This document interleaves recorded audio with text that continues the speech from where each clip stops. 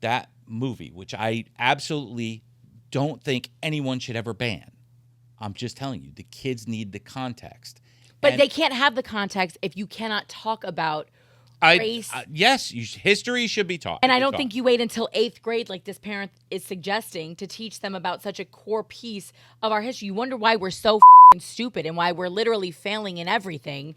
And it's like now you want to say, oh, in 8th grade, by 8th grade, how many people have they run into it? In 8th grade, they've already got their phone. They've Googled and they've learned and they've developed their own opinions. Like at this point, so that strikes up the conversation. I just don't know when Americans became so afraid to have difficult conversations with their kids. Like, and at that point, it's very simple. Like, what does this word mean? And then as a parent, you get to explain it. Like, okay, well, this is what this, and this is why it's bad. And we talked about this. This is why you don't say it. It's like Roald Dahl, right? They're going through and they're starting to censor his books. I told you this. One of my favorite authors from childhood.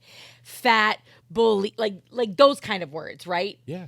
And it's like, or to your point, Len, let parents engage in that dialogue. How about we get our parents a little more involved in the but it's like parents want it both ways, right? They want to have all the say, but then they don't want to do any of the work. And that's a really frustrating place to be at because education is so important on so many levels, on a human level, on an academic level, on a global level, right? To make us competitive. Like there's education. This goes to that whole divide that's happening in this country.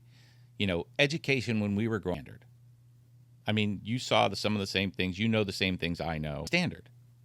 Somewhere along the line, it started getting splintered. Mm-hmm. And now we have, say you have 1,000 students in a school. That's 2,000 opinions on what their child could learn and what they can't.